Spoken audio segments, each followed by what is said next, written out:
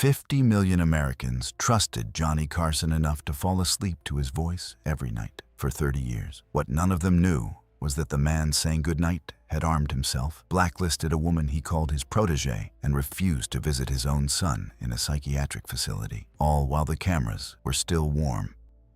The night he armed himself, to understand the secrets Carson carried, you have to understand the machine that protected them. And to understand the machine, you have to go back to a single night in 1970. The night that Henry Bushkin, a 27-year-old lawyer who had only recently been hired by Carson, received a phone call that would define the next 18 years of his life. Carson had discovered that his second wife, Joanne Copeland, was having an affair. The details, when they emerged decades later in Bushkin's memoir published in 2013, were extraordinary in their specificity. Carson and Bushkin were at a restaurant called Jilly's in New York, one of those midtown establishments that existed in the particular ecosystem of the entertainment industry, where famous people could eat and drink, surrounded by other famous people, and feel, for a few hours, like the world was the size of a dining room. Carson had been drinking Tanqueray gin and had already consumed a considerable amount of it by the time he began explaining the situation. He believed Joanne was using an apartment Carson himself was paying for, as the location for her meetings with football broadcaster Frank Gifford. What Carson proposed next was not a conversation with his wife. It was not a call to an attorney. Carson was armed with a .38 caliber revolver. He wanted to go to the apartment. He wanted Bushkin to come with him, and Bushkin, barely 27 years old, barely weeks into the job, with no frame of reference for what he had just been asked, said yes. He would later reflect that he had no real choice. When the most powerful man in television asks you to get in the car, you get in the car, even if he is armed. Even if it is the middle of the night, even if some part of you already understands that what happens next will never leave you. Bushkin went. He was in no position to refuse the most powerful man in television. The two of them made their way to the apartment. They entered. What they found inside confirmed what Carson had suspected. And through it all, the illegal entry, the loaded weapon, the volatile confrontation with the evidence of his wife's betrayal, not a single word reached the press. Not a rumor circulated in the industry. Not a whisper appeared in the gossip columns that feasted on far lesser scandals involving far lesser stars. Bushkin would later describe the atmosphere in that apartment as something he never forgot. Not the evidence, not the confrontation, but Carson himself. The control, the cold, specific fury of a man who had already decided exactly what this night was going to be, and who moved through it with a precision that was, in its own way, more unsettling than rage would have been. This was not a man coming apart. This was a man operating, even in the worst moment of his personal life, with the same calibrated composure he brought to a live broadcast. The mask never came off, not even then. Whatever Carson felt in that apartment, it stayed exactly where he had always kept his feelings, completely invisible to anyone in the room with him. For 43 years, through the height of his fame, through his retirement, through his passing, through years of biographies and retrospectives and anniversary tributes, this story existed nowhere in the public record. It surfaced only when Bushkin, long estranged from Carson following a bitter professional falling out, chose to put it in writing. Carson was gone. He could not respond. He could not deny it. He could not, as he had done with so many other things, simply say nothing and wait for the question to go away. The night at Jilly's was Bushkin's introduction to what working for Johnny Carson would actually mean. Not just contracts and negotiations. It meant being present for the emergencies that the public face required someone to manage, quietly, efficiently, and permanently. Carson's genius for performance was matched, in private, by a genius for concealment. And the concealment, as that first night made clear, was never something he attempted alone. What strikes you, looking back, is not just that Carson did this, it is that no one ever found out. Not a leak, not a rumor, not a single journalist, in 43 years of covering one of the most scrutinized men in America, ever caught a thread of it. That kind of silence does not happen by accident. It is built, maintained, and paid for, and the machinery that produced it was the same machinery that ran every night before the curtain opened. The apartment was the first test of that machinery. It passed, and that success, the discovery that almost anything could be made to disappear, shaped everything that followed. But the apartment was a single night. What NBC worked to conceal for 30 years straight was something far more systemic, happening every night, live, in front of 50 million people, and it was slowly consuming him. What happened before the curtain opened? Those who worked alongside Carson during his 30 years on The Tonight Show described a man of extraordinary contradictions. The monologue was polished to a mirror finish. The interviews were calibrated to make every guest feel like the most fascinating person in the room. The golf swings, the Karnak, the magnificent sketches, the unscripted laughter, all of it conveyed the impression of a man entirely at ease with himself. But every single night, before that curtain opened, there was another man entirely waiting in the wings. A man his audience was never supposed to see. A man that even the people who worked beside him every day were not entirely sure they knew. Off camera, the picture was considerably more complicated. Bushkin documented a serious and sustained relationship between Carson and alcohol that manifested in what multiple sources described as a Jekyll and Hyde quality. The man who was measured and masterful in front of the cameras could be volatile and unpredictable away from them. And the distance between those two versions of the same person was managed daily by the people around him. Staff learned quickly which version they were dealing with before a taping. They adjusted accordingly. They read the room before he entered it. They made small, practiced accommodations, a different entrance, a quieter hallway, a conversation steered away from a particular subject that kept the performance intact and the man behind it contained. And they never spoke about it publicly, not while Carson was alive, and for many years after. The silence around this was as carefully maintained as any other element of The Tonight Show's production. The Tonight Show generated commercial revenue that made it NBC's crown jewel, not just their most profitable program, but the engine that subsidized everything else the network produced. Carson was not simply their star, he was their infrastructure. The incentive to protect his image was not personal loyalty. It was a financial necessity. Producers were told what not to ask. Publicists were told what not to say. Reporters who got too close to the wrong story found, in subsequent years, that their access quietly dried up, not through confrontation, not through threats, but through the gradual withdrawal of the invitations and the phone calls and the cooperative sources that made entertainment journalism possible in the first place. And every night, the curtain opened on the version of Johnny Carson that 50 million people had paid to believe in, while the other version waited quietly in the dark for the cameras to stop. What makes this institutional cover-up so remarkable is not that it happened. Powerful organizations protect powerful assets, and that is as old as power itself. What makes it remarkable is how completely it worked. 30 years, 5 nights a week, 50 million viewers, and not one of them had any idea. The Tonight Show was not just a television program, it was a managed fiction, produced nightly, at extraordinary expense and extraordinary skill, by people whose careers depended on the audience never knowing the difference. Carson was the product. The product had to be protected, and so it was. Nightly, systematically, without exception, for 3 decades. The cover-up was not a crisis response. It was standard operating procedure. In a rare moment of private candor, the kind that alcohol sometimes produced and that morning always took back, Carson offered what may be the most honest self-assessment he ever gave. According to Bushkin's account, Carson said, "If a doctor opened up my chest right now, he couldn't find anything, not a thing." The man who made America feel warm and welcomed every night was, by his own private admission, a man who felt hollowed out by the effort of doing so. He was performing warmth he did not feel for people he would never meet, while the people he actually knew paid the price of what the performance cost him. That is the arithmetic of The Tonight Show that NBC never put in a press release. The cover-up protected the performance. It did nothing for the performer, and the cost of that performance, paid nightly for 30 years, was a secret that NBC helped him keep and that the public never knew until long after the curtain had come down for the last time. But what the network could protect from the public, they could not protect from his family. The damage that accumulated in the private spaces of Carson's life, in the marriages that kept failing, in the relationships that kept breaking, had already reached its most painful destination, the one that involved his own son, the one that ended in a way that could not be undone. The son he left in the hospital.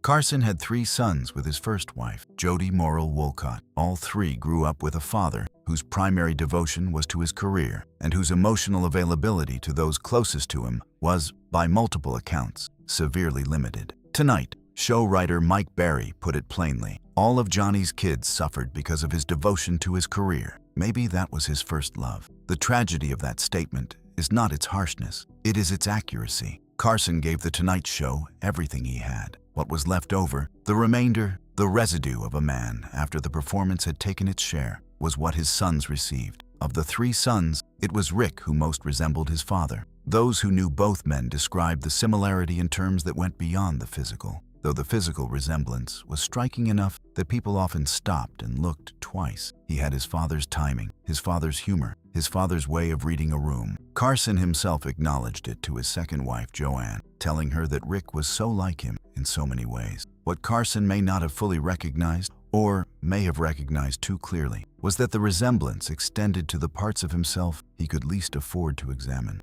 The same restlessness, the same wall, the same inability to let anyone fully in. Two men who had inherited the same wound and had no shared language to speak about it. Two men who were, in the most painful possible sense, identical strangers. Rick struggled. The nature and severity of his struggles were, during Carson's lifetime, entirely hidden from public view. Rick's difficulties with alcohol and the psychological toll they extracted eventually resulted in his being committed to a psychiatric facility following a breakdown. Carson was told. Carson was asked to come. He did not come. Carson's stated reason was 3 words: think of the media attention. He sent Bushkin instead. His lawyer sat with his son in a psychiatric facility while Carson, the most recognized face in America, the man 50 million people trusted as a nightly companion, stayed away. The image was protected. The son was left to be visited by a proxy, and Rick, sitting in that facility, knew his father had sent someone else. He knew what that meant.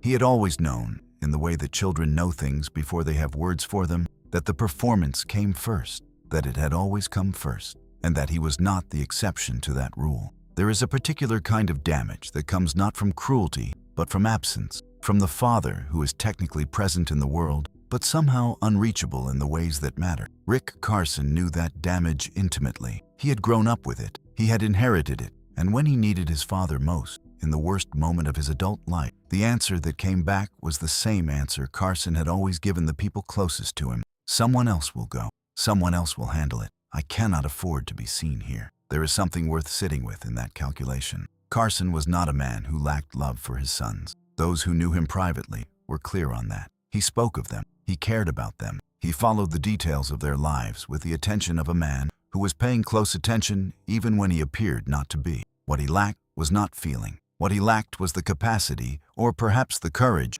to let feeling change his behavior. The performance always won, not because he was cold, but because performance was the only language he had ever been fully taught. The years that followed were marked by the particular tension of two people who cared for each other and could not find a way through the wall between them. At the NBC celebration marking the 25th anniversary of The Tonight Show in October of 1987, Rick was present. He had been drinking. By the end of the evening, according to contemporaneous accounts, he and his father were locked in a screaming confrontation in full view of network executive, press, and family. Two men who were too alike to reach each other, failing to reach each other one more time. Everyone in that room understood they were watching something private. No one knew what to do with it. And Carson, who had spent 30 years knowing exactly what to do in every room he entered, stood there and let it happen, because some rooms even he could not control. Then came June 21st, 1991. Rick had developed a serious passion for photography.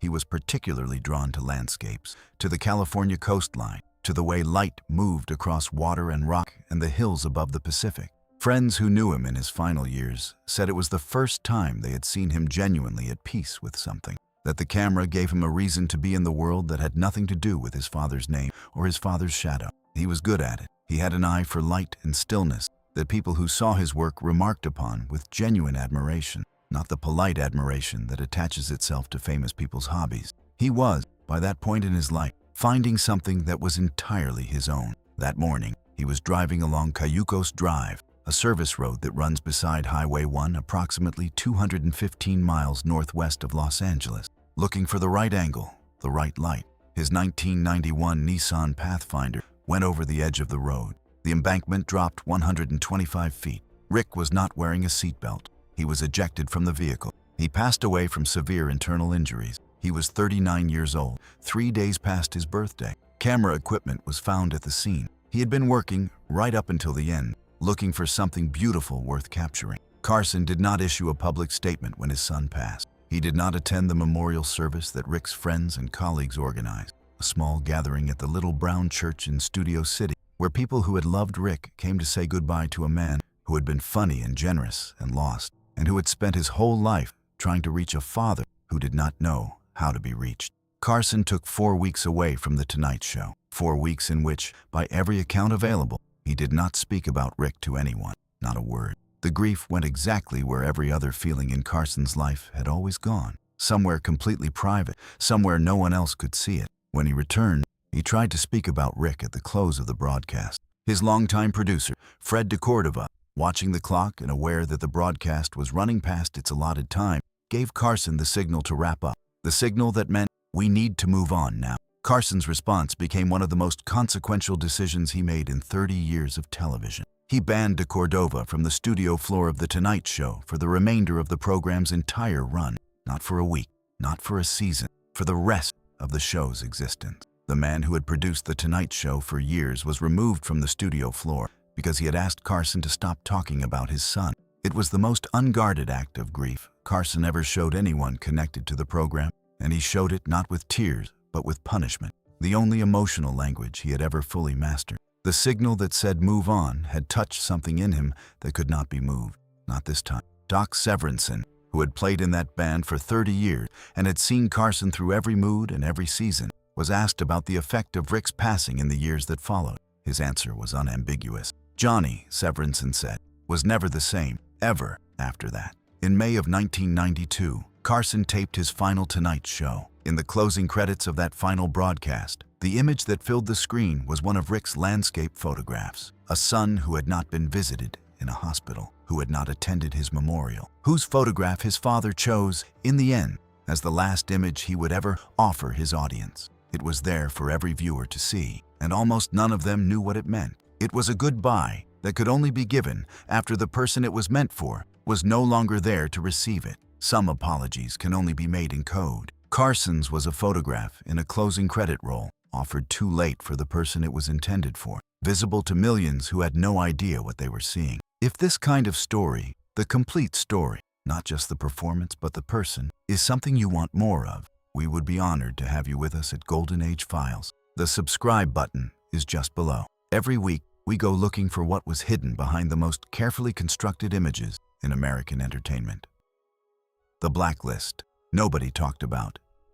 There are moments in this story when Carson's private behavior and his public image were separated by the thinnest possible membrane. The Joan Rivers situation was not one of those moments. In the Joan Rivers situation, the gap between what Carson said and what Carson did was so wide and so deliberately constructed that it stands as perhaps the most calculated concealment of his career. And it began with a story that looked, for 20 years, like pure success. Rivers had made her Tonight Show debut on a winter night in 1965. A last-minute booking added to the lineup because another comedian had performed poorly and the producers needed a replacement. Carson, watching her work, made an announcement on air that night that changed her life. "You're going to be a star," he told her, in front of a national television audience, publicly, emphatically, with the full weight of his endorsement behind it. Rivers would later say that in that moment, everything changed. That Carson's words that night were the single most important sentence anyone had ever said to her career. She had been performing in small rooms for years, working the same circuit that most comedians of her generation work, living on the narrow margin between persistence and obscurity. Carson put her in front of the whole country and told the whole country what to think of her. That was the kind of power he had, and for 20 years, he used it entirely in her favor. He was right. She became a star. She made approximately 100 Tonight Show appearances across 2 decades. By 1983, she had become the primary guest host, filling the desk on Monday nights when Carson was away. She was, by every reasonable measure, the most important female comedian in America, and she was there, in significant part, because Johnny Carson had put her there. She knew it, he knew it, and that knowledge, it turned out, was precisely the problem. Because Carson did not simply help people, he invested in them. And like any investor, he expected a return, the return of loyalty, of presence, of the implicit acknowledgement that what he had given could not be repaid elsewhere. In 1986, the Fox television network approached Rivers with an offer that was, at the time, the most lucrative deal ever extended to a female performer in late-night television. $10 million. Her own show. The first female late-night host in the history of American broadcasting. The show would air in direct competition with Carson's. Rivers and her husband made a decision that she would later describe as the worst of her professional life. They chose not to tell Carson until the deal was complete, fearing that if he knew during negotiations, he would freeze her out of The Tonight Show and leave her without a platform. It was a pragmatic calculation. It was also a catastrophic miscalculation of who Carson was and how he responded to what he perceived as betrayal. NBC President Brandon Tartikoff was the one who told Carson. Tartikoff took a deep breath before making the call, knowing he was about to break the heart of the network's most important star. Carson felt, in the word used by multiple sources close to him at the time, sucker punched. The man who had made Joan Rivers a star had just been told by his own network president that the woman he had built was now going to sit across the street and compete against him. That she had not told him herself made it, in his mind, something worse than competition. It was betrayal. And Carson,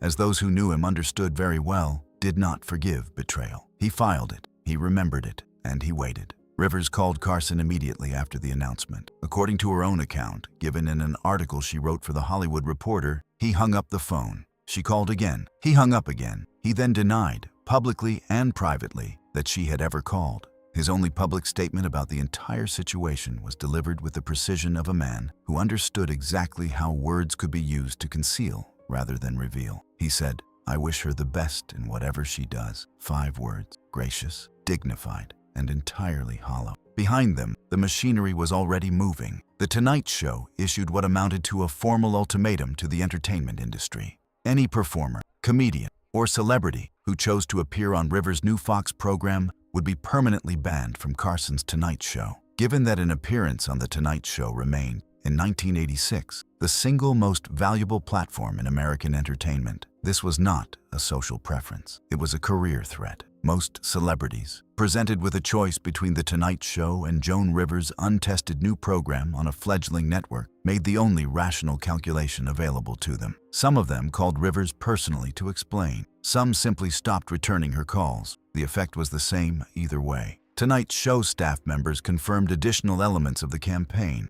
Attempts were made to recruit key members of Rivers' production team away from her show, undermining it from within before it even launched. Pressure was applied to celebrities who had already committed to appearing, encouraging them to withdraw. Rivers later described the experience as a blacklist, her word used publicly, in her own voice, and she used that word not in anger, but with the exhausted precision of someone who had spent years trying to find a softer description and had finally given up. Her show lasted less than 9 months before it was canceled. Her husband, Edgar Rosenberg, who had managed the show and whose professional identity had been entirely bound up in its success, passed away by his own hand 4 months after the cancellation, a loss that Rivers would carry for the rest of her life and that she connected, in her darkest moments, to the campaign that had been run against them. Rivers continued to perform after all of it. She rebuilt, slowly and on her own terms, working rooms that were smaller than the ones she had known at her peak, building back an audience through sheer persistence and a refusal to disappear. She never got another late-night show.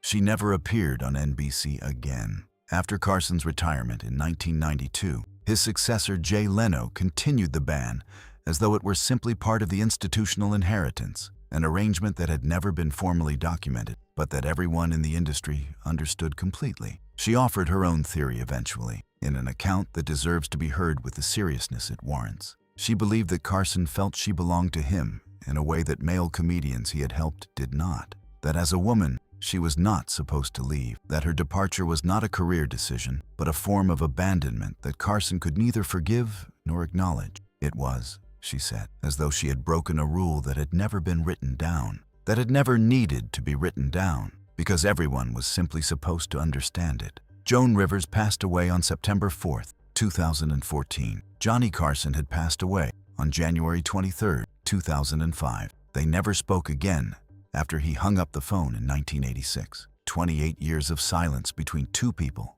who had once been the most important professional relationship in each other's lives. The gracious 4-word statement, "I wish her the best," stands in the record as one of the most effective acts of public misdirection in the history of American entertainment. He did not wish her the best. He worked quietly and effectively to ensure the opposite, and he never said so, not once, not to anyone. That silence, like so many of his silences, he took entirely to his grave. But of all the silences Carson kept, the one that cost him the most was the one he kept about the woman who had taught him silence in the first place.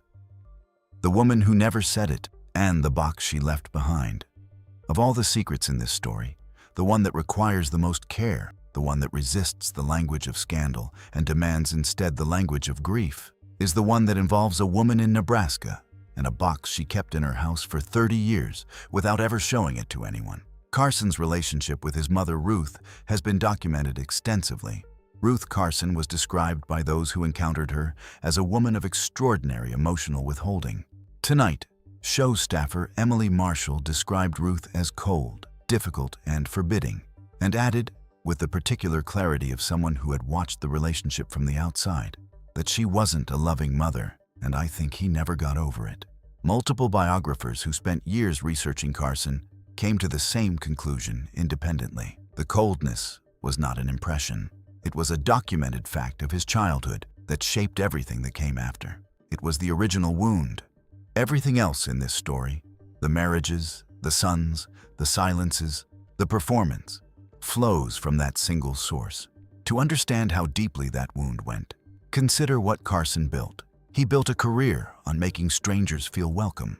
He built a 30-year television institution whose entire value proposition was warmth, the sense, experienced by 50 million people every night, that here was a man who was genuinely glad to see you.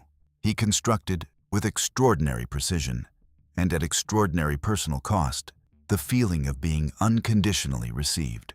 He spent 30 years giving to strangers what he had never been given at home, and he did it so convincingly that the strangers never knew they were receiving something secondhand. A reporter, seeking the human interest angle of a proud Nebraska mother watching her famous son on television, arranged to watch The Tonight Show with Ruth in her home. Carson delivered his monologue. The reporter waited for the response of a mother who had raised the most beloved entertainer in America. Ruth watched in silence. When the monologue ended, she stood up, said that wasn't funny, and left the room. The reporter sat there alone. There was nothing left to write. The story they had come for, the warm, proud mother, the Nebraska roots, the wholesome American origin of The Tonight Show, did not exist. What existed instead was a woman who had watched her famous son perform for millions and had walked out before the applause when the Television Academy presented Carson with the Governor's Award for Lifetime Achievement, one of the most significant honors in his industry. He called Ruth to tell her. Her response, delivered without apparent irony, was, "Well, I suppose they know what they're doing." He sent her a mink coat. She returned it as too fancy for Nebraska. He arranged an all-expenses-paid European trip for his parents. When he called afterward to ask about the highlights, she gave him 5 words. "It's good to be home." Every gesture met with indifference. Every achievement acknowledged with something that felt, in the moment of receiving it, worse than silence. He had spent his entire career performing for an audience of millions and had never once been able to perform his way into the approval of the one person in the room who mattered most. Carson's own language about his mother, in the rare moments when he spoke of her at all, was volcanic. He called her Lady Macbeth. He called her the toughest adversary of them all. He told those closest to him that his marriages had fallen apart because of what she had done to him, that she had made him incapable of the ordinary intimacies that marriages require. When Ruth passed away in 1985, Carson did not attend her funeral.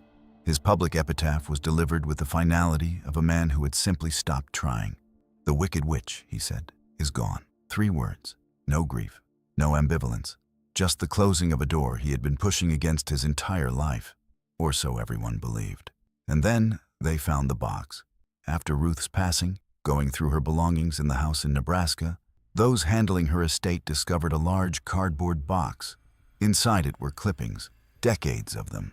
Every magazine cover Carson had appeared on, every major profile published about him. Every milestone of his career is documented in newsprint and glossy pages, carefully cut out, carefully preserved, accumulated over 30 years of a son's career that his mother had followed in complete and total silence. She had never shown it to him. She had never mentioned it. She had watched The Tonight Show every night and told a reporter it wasn't funny, and she had been cutting out magazine covers and putting them in a box in her house for 3 decades. Every single one. Not one was missing. The woman who had walked out of the room during his monologue had gone home afterward and added it to the collection. She had been watching him the entire time. She had simply never let him see her watching. Think about what that means. This woman, who could not say I am proud of you, who could not say I love you, who could not sit in a room and let her son see her face when he made people laugh. This woman went to the trouble, every single time, of finding the magazine, cutting out the page, and putting it in a box. For 30 years, that is not indifference. That is love, expressed in the only language she knew. And it is one of the most heartbreaking things in this entire story, because she took that language with her to her grave without ever offering him a translation. He spent his entire life trying to earn something she had already given him. He just never knew. Carson was told about the box. He took it. He brought it home to Malibu, to the house by the ocean where he would spend his final years. And he kept it in his bedroom closet, according to Burt Reynolds, who wrote about it in his memoir published in 2015. It stayed there, through retirement, through the illness, through the final years with the telescope pointed at the night sky. He never displayed it. He never spoke about it. He simply kept it close, in the dark, in the room where he slept. The proof that his mother had loved him, kept beside him every night, never once taken out and looked at in the company of another person, as if opening it fully, sharing it with even one other human being, might somehow diminish what it meant, as if the only way to keep it was to keep it secret. Carson once told Bushkin, "I don't have much of a talent for happiness. I never have. My mother saw to that." He was right about his mother. He may have been wrong about himself, because the man who kept her clippings in his bedroom closet was not a man without feeling. He was a man who had learned, in the most formative years of his life, to keep feeling entirely to himself, and who had passed that lesson on to his sons, and to the 4 women who had married him, and to the millions of viewers who loved a warmth they were receiving secondhand.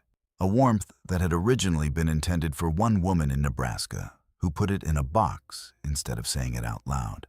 The approval he had performed for his entire life had been sitting in that box the whole time. He carried it home, he kept it close, and he never said a word about it. That silence, too, he took to his grave. The silence he bought. There is a question that anyone who has spent time studying Johnny Carson eventually arrives at, and it is this: why did none of the women who married him ever really talk? 4 marriages. 4 women who had lived with the most famous man in America at the height of his power, who had seen the private version of the performance, who had watched the mask come on and come off, who had been inside the life that 50 million people were only permitted to see from the outside. And from all 4 of them, almost nothing. A carefully worded comment here, a brief, diplomatic interview there. Nothing that opened the door, nothing that let the light in. The public assumed this was personal discretion. It was not entirely that. It was, in significant part, contractual. Carson's legal agreements with his former wives, the specific terms of which were not disclosed publicly during his lifetime, and only partially surfaced through estate proceedings and sourced accounts after his passing, contained provisions that went considerably beyond the standard financial settlements of a high-profile divorce. Multiple sources familiar with the arrangements confirmed that Carson's attorneys had structured agreements that functionally prohibited his former wives from speaking publicly about the details of their marriages. The scope varied. The intent did not. Carson was not simply protecting his privacy. He was purchasing it, systematically, from every woman who had been close enough to end it. Joanne Copeland, his second wife, the woman whose affair with Frank Gifford had sent Carson and his lawyer to an apartment in the middle of the night with a loaded weapon, said almost nothing publicly about her marriage for the rest of her life. Joanna Holland, his third wife, whose divorce from Carson in 1983 was among the most expensive celebrity settlements in California history at the time, was similarly quiet in ways that those who knew her described as deliberate rather than natural. Alexis Maas, his fourth wife, who was with him when he passed and who received the majority of his estate, maintained a silence so complete that she became, in the years after his passing, almost a mythological figure, the woman who had known him best and said the least. What makes this secret particularly significant is not merely that Carson bought silence from women who could have spoken. It is what that silence cost the historical record. The fullest picture of who Carson was in private, the version that existed when the cameras were off and the performance had nowhere left to go, lived with those 4 women. It still does, in whatever form they have chosen to keep it. Carson understood that. He planned for it. He paid for it. And the picture of him that the public carries is, in part, a picture that was shaped not just by what he chose to show, but by what he legally prevented others from revealing. He was not the first powerful man to do this. He was, by the accounts of those who studied his arrangements most closely, among the most thorough. The control that Bushkin first witnessed in an apartment in 1970, the cold, specific, methodical management of what the world was permitted to know, extended in the end to the most intimate relationships of his life. He did not trust love to keep his secrets. He hired lawyers. The archive he locked away. In May of 1992, 50 million Americans watched Johnny Carson say goodbye. The broadcast was one of the most significant moments in the history of American television. A farewell that felt less like a retirement and more like the closing of an era. People wept. People called their parents. People sat in living rooms across the country and felt the particular sadness of losing something they had never imagined losing because they had never imagined it could end. And then he disappeared. Not gradually, not with the slow fade that characterizes most celebrity retirements. Carson's disappearance was total, deliberate, and immediately apparent. He went to Malibu. He played tennis until his health prevented it. He pointed a telescope at the night sky. Astronomy had been a genuine private passion for years, one of the few things in his life that existed entirely outside the performance. He wrote occasional handwritten notes to a small circle of people he trusted. He did not give interviews. He did not appear on television. He did not attend anniversary celebrations of The Tonight Show or tribute events in his honor. Jay Leno, who had taken over The Tonight Show desk and who owed the arc of his career in significant measure to Carson's mentorship, never heard from him after the handoff. This was not an oversight. It was a policy. The entertainment industry waited. It assumed, as it always does with its legends, that the absence was temporary, that the right anniversary, the right offer, the right framing would eventually bring Carson back into view. It never did. Every approach was declined. Every overture was returned unanswered. Carson had not retired from television. He had retired from public existence entirely, and he had done it with the same completeness and the same deliberateness he brought to everything else. The man who had been everywhere for 30 years was now nowhere, and he had chosen that with his eyes open. It is worth understanding how unusual this was. In the industry Carson had inhabited for 30 years, retirement was rarely total. The pressure to remain relevant, to guest host, to accept tribute awards, to sit for the definitive interview, to appear at the anniversary special, was nearly irresistible for most performers of his stature. Fame, once established, has a gravitational pull that very few people can simply walk away from. Most try. Almost none succeed. Carson succeeded completely. He did not merely resist the pull, he severed the connection entirely and walked in the opposite direction, and he never looked back. But what the public understood as retirement was something considerably more active than that. Carson was not simply declining to participate. He was actively working, through his estate structure and through ongoing legal mechanisms, to ensure that the archive of 4,531 Tonight Show episodes remained locked, unavailable to broadcasters, inaccessible to streaming platforms, withheld from the researchers and documentarians who repeatedly sought access in the years after his retirement. When unauthorized recordings and bootleg distributions of Tonight Show footage began to circulate in the emerging digital landscape of the 1990s, Carson's legal team moved against them with a speed and thoroughness that surprised even those familiar with his reputation for control. This was not passive protection of intellectual property. It was an active campaign, resourced and sustained, to ensure that the public's access to his work remained entirely on his terms. There is one documented moment that makes the withdrawal concrete. A senior television producer, one with years of access to Carson during the Tonight Show years, made a formal request through intermediaries to meet with Carson for a retrospective project. The answer came back through the same chain. No explanation, no counteroffer, no door left open. Just the same control that had governed every other element of Carson's public existence now applied to the act of being remembered. The man who had invited 50 million people into their living rooms had decided, with the same precision he brought to everything else, exactly how much of himself the world would be permitted to keep. And the answer, it turned out, was nothing more than what had already been given. 4,531 episodes of television history. Conversations with nearly every significant cultural figure of the second half of the 20th century, captured at the peak of their powers. Betty Davis and Bob Hope and Johnny Cash and Groucho Marx and Carl Sagan and Dolly Parton and 1,000 others, at the exact moments when they were most themselves. Carson had structured his estate to ensure that most of it stayed locked. The archive was not lost. It was chosen. He decided what the world would remember, and he decided how much. That decision, made quietly and enforced legally and actively defended against anyone who sought to circumvent it, may be the most complete act of control in the history of American television. And it meant that a generation of viewers who had grown up watching Carson could not share him with the generation that followed. He had not just retired. He had taken 30 years of American culture with him, and he had stationed lawyers at the door. Henry Bushkin, watching from the distance of their long estrangement, described Carson's final years in terms that many found both illuminating and melancholy. It was, Bushkin said, somewhat reminiscent of Citizen Kane, the most powerful man in his world, retreating to his private fortress, inaccessible to everyone, leaving behind a legacy that the public could see only in outline. The comparison was not flattering. It was not meant to be, but it was accurate.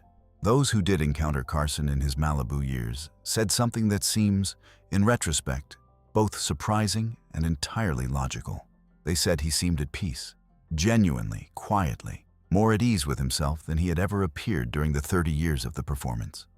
The pressure was gone, the nightly obligation to be warm, to be funny, to be present, to be everything to everyone. It was gone, and in its absence, something that might have been the real man emerged privately, in the company of the ocean and the night sky and the handful of people he had chosen not to push away. The telescope, the silence, the handwritten notes to a few trusted people. These were not the habits of a man in decline. They were the habits of a man who had finally, after 70 years, been given permission to simply exist. He was not giving interviews, but he was at last living like a man who didn't need to. Carson's most generous final act was also his most private. The John W. Carson Foundation and the Los Angeles Children's Hospital received the full weight of his estate's generosity, not through press releases or acceptance speeches, but in complete and deliberate silence. No cameras, no credit, no recognition sought or received. He had given the performance everything. He kept for himself only the things that were genuinely his. The silence, the solitude, the telescope, the ocean, and the box in the closet that he had carried from house to house for 20 years without ever explaining to anyone why. What the closet contained.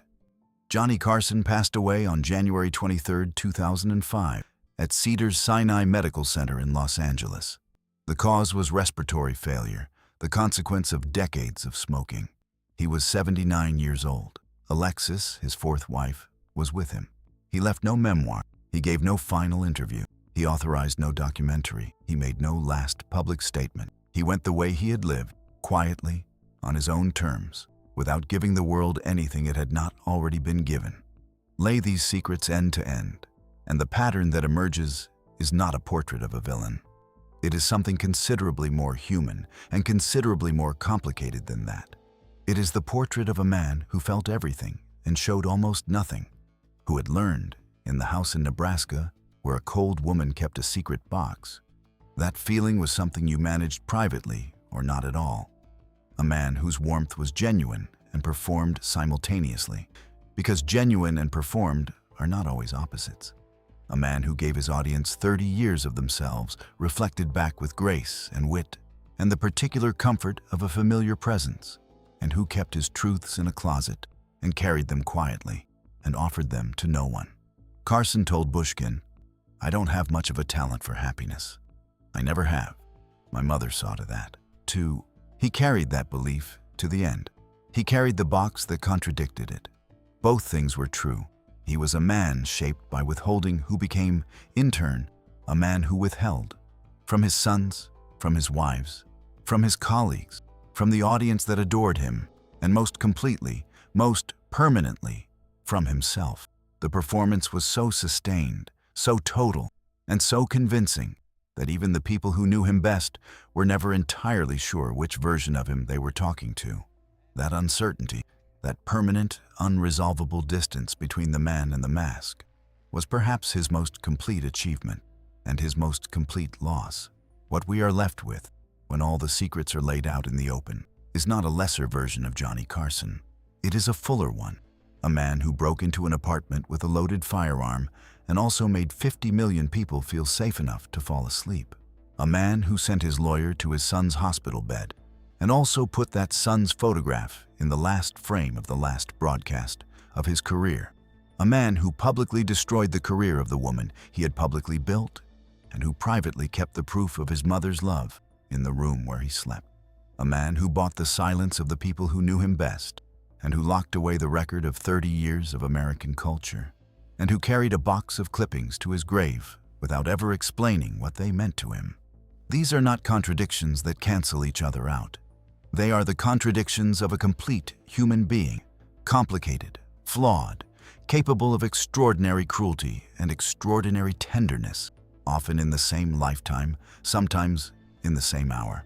And perhaps that is the most important thing this story can tell us. Not about Johnny Carson specifically, but about the nature of the performances we all construct and the people we build them to hide from. The warmth was real. The concealment was real. The love was real. The inability to show it was real. These things coexisted in one man for 79 years, and they produced something remarkable and something devastating in equal measure. And the remarkable and the devastating cannot be separated from each other because they came from the same source. The clippings were there. The love was there. It had always been there, in a box in Nebraska, waiting for someone to open it. He took it home instead, kept it in the closet, and went to his grave, having never said aloud what it meant to find it there. This proof that the warmth he had been performing for 30 years, the warmth he had never been given as a child, had been felt by the one person whose feeling had mattered most. It had simply been expressed in the only language that women knew, a private language, a silent language, a box full of clippings, and no note enclosed. Johnny Carson understood that language better than anyone. He had been speaking it his entire life. If this portrait of the real Johnny Carson moved you, if it changed, even slightly, the way you see those 30 years of The Tonight Show and the man who sat behind that desk, please share it with someone who remembers those nights. The neighbor who kept the television on until Carson said goodnight. The parent who never missed the monologue. The friend who can still hear the band striking up, the curtain parting, the audience rising to its feet. These stories deserve to be told completely. Not just the performance, the person, not just the glamour, the cost of it. Not just the warmth that made America love him, but the box in the closet that tells us where that warmth came from and what it cost him to keep offering it when no one was giving it back. If you are new to Golden Age Files, we would love to have you with us. Subscribe below, because every week we go looking for the complete story of the people who made Hollywood golden, the stories that were hidden, the secrets that were kept, and the human beings who lived behind the most carefully constructed images in the history of American entertainment. Tell us in the comments which revelation surprised you most, and which Golden Age star you would like us to explore next. We read everyone. Until next time, this is Golden Age Files, celebrating the full, complicated, irreducibly human truth of the stars who built the Golden Age. Thank you for watching, thank you for remembering, and thank you for caring enough to want to know who they really were.